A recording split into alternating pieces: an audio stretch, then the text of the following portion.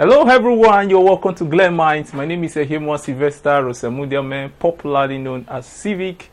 Last time we talked about indices and some of the laws of indices. Today we're going to be going into another topic called exponential equation. And we'll just go straight. Don't forget to subscribe to this channel, and you can as well join the fan page on Facebook, www.facebook.com/GlenMinds. And you can also send me a mail through the Gmail address. Okay, now let's just go straight. We have 2x equal to 16, and we have to find the value of x. Now we have 2 to the power of x. Now we have to find the value of 16. The first thing we do is to try and make these two to have the same base, and we equate both the exponentials and the base together. So this is what we do. We say 2 to the power of x. 16 can also be raised to the power of 4, right? Which is 2 times 2 times 2 times 2 times 2 is going to give us what? 16. This is pretty cool. They're having the same base. You can as well say x equal to 4. I guess that example is quite simple. We're going to take some other examples apart from this one. Okay, let's take this example. Let's assume we are given example 2. Let's assume we have 27x plus 2 equal to 2x. And we're also going to find the value of x. So what do we do in this situation? Now here we go. We have 27, which can also be written as 3 raised to power 3, right?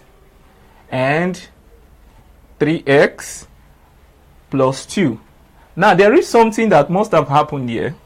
It means that this is as good as writing 3 raised to power 3 x 3, then x plus 2 equal to 9, 2 raised to power x. Pretty simple, right?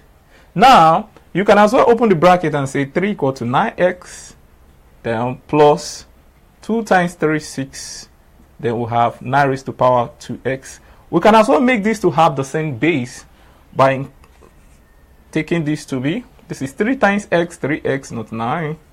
So we're going to have 3x plus 6 equal to 3 raised to power 2 bracket 2x. Pretty cool, right? That is as good as writing 3 raised to power 3x plus 6 equal to 4x. Pretty simple. Now we cannot deal with the exponentials. In other words, we have 3x plus 6 equal to 4x. When we collect our like terms, we're going to have 6 equal to 4x minus 3x and 6 equal to x, which is x equal to 6. Pretty simple, right? We can also take more examples and see what we can do. Other examples that will likely come, we might have 10 raised to power minus x equal to 0.001. And you have to find the value of x. What will you do?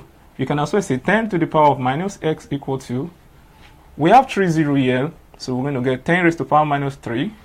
These are of the same base. We have minus x equal to minus 3, and when we divide both sides by the minus, we're going to get 3. Pretty simple, right? We can also have similar examples like 0.25 raised to the power of x minus 1 equal to 32. This is another example. Now, what do we do to this? What do we do to make these two numbers to look similar? 0.25 can be written as 25 over 100 bracket x minus 1 equal to 32. Now you look at it. When you reduce this to less than, you're going to have 1 all over 4 equal to 1 all over 4 bracket x raised to power this equal to 32. Now how do you make this to look like this? You can also write this as 4 raised to power minus 1 bracket x minus 1 equal to 32. Don't forget the law of indices. Now we can raise this and say 2 to the power of 2 minus 1 bracket, right? Bracket everything you have here. Okay, we can as well take it this way. to make it easy, we can just bring it as a 2 to the power of 2 brackets minus 1, then everything x raised to power minus 1 equal to 32. Pretty simple, right? Now, it's looking very, very close to this in the sense that they have the same. You can raise this one to the power of 2 and make this one to have a base of 2. So let's see how that goes when we deal with things like that. Okay.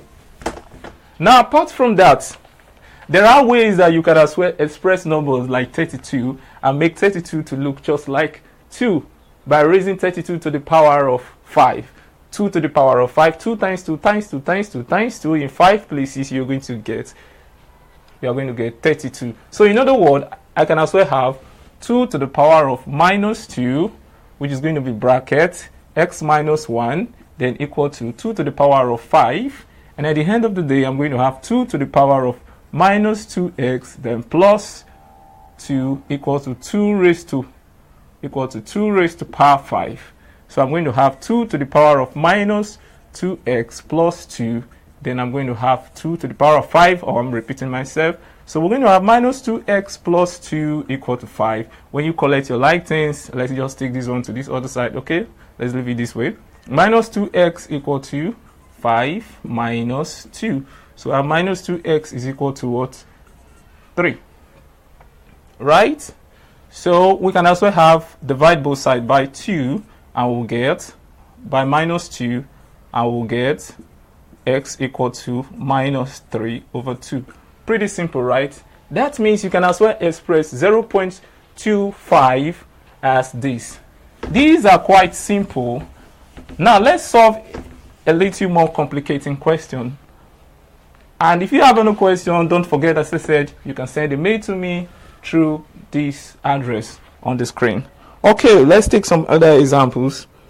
We have 25 raised to the power of x minus 5x minus 5 raised to the power x minus 20 equal to 0.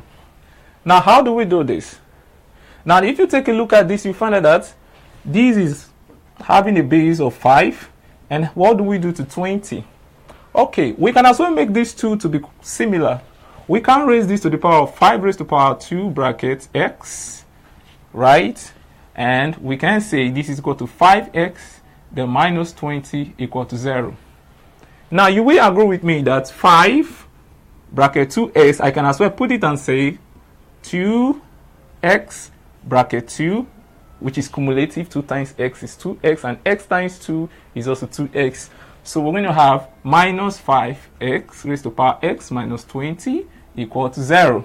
Pretty simple, right? Now, and apart from that, we also know that we can replace